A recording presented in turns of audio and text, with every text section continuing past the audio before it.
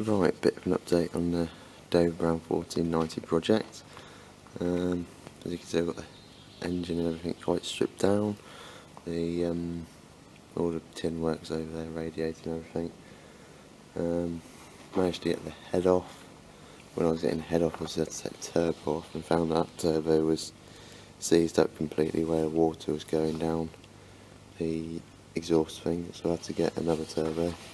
That one down there. Got that from the tractor breakers, it seems to be okay. Right, the engine, it was completely full of water apart from one cylinder which was really rusty, so it's obviously, I reckon that might mean a dodgy piston or something, because it did have a knock before it was stood up for a while. So I reckon that might have been a dodgy piston, and somehow the water's managed to get down into the sump, because the sump was virtually completely full up to the crank with water and everything. So I managed to get them all moving. I had to put a bottle jack underneath and put a pressure on them, and then get this lump of wood like that on the pistons and whack them, and they managed to move. I am putting new pistons in it regardless, so it doesn't matter that I was whacking them about. And now they're all sort of stuck on the ridges of the top of the bores, so but the crank was in such a position that you couldn't get the pistons down far enough to get my cylinder honing tool in, just to hone the top off a bit to get the pistons out, because I reckon they're getting stuck more so because the piston rings are probably seized up with all the water and everything in them. So that's the plan. But I took the bottom end to bits to have a look, obviously to get the pistons and everything moving, but I had a look at all the journals on the crank, and the 1 and 2 aren't too bad, but 3 and 4 are quite bad. And I took the middle main bearing off just to have a look at it, and it's not too bad, but with the state of 3 and 4, I think I am going to have to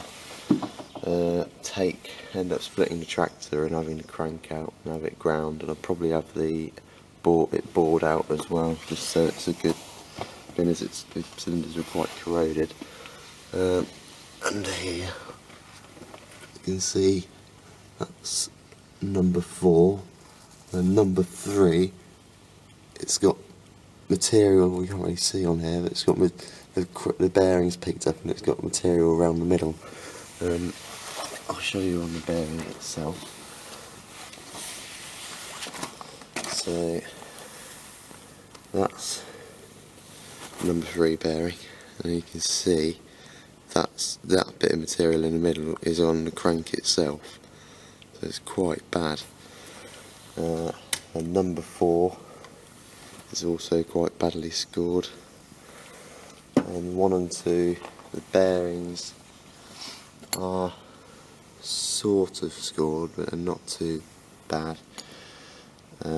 Cylinder head, all the that valve's stuck down with rust, and the others, I haven't tried moving the others, so that'll have to be all rebuilt anyway. And that turbo down there is seized up completely, couldn't get it moving.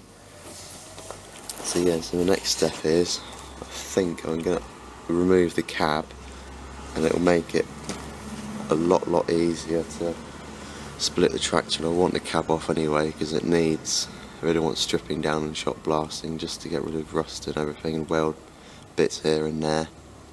And I can split the tractor a lot easier and get it painted underneath as all the chassis and everything when it gets to that stage.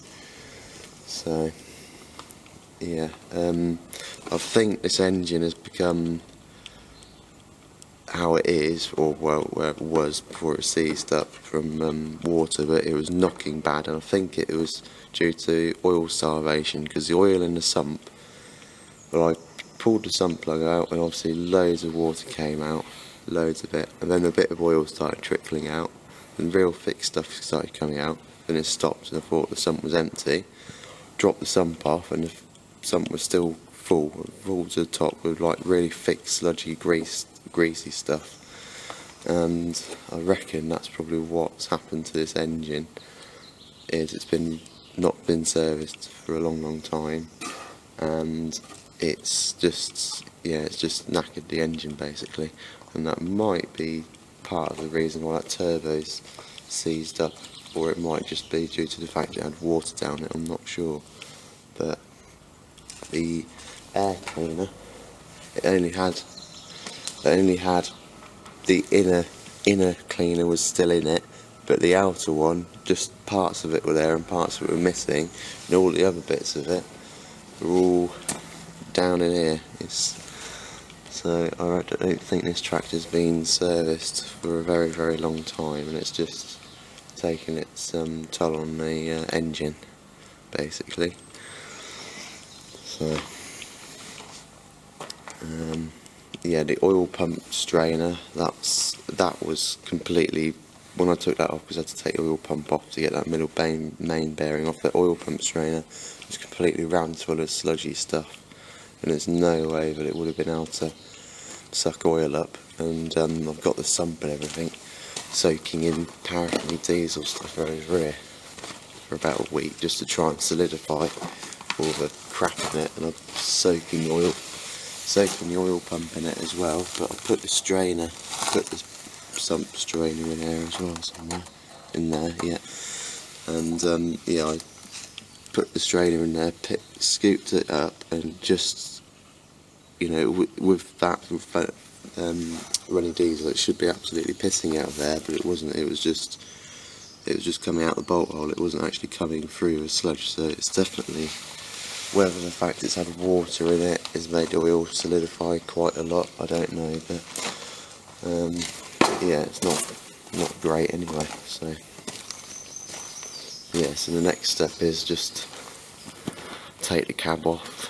I've got most of the stuff off the front of it already from taking the head and that off, so it's just a couple more steering pipes, that throttle linkage and pipes there, the wires inside the cab that side, and then yeah, just go round the back and just go through all the linkages and everything, and yeah, it's just 4 bolts then, and it should hopefully just lift off easy enough and I can get to everything easily. So yeah, so that's where I'm at the minute.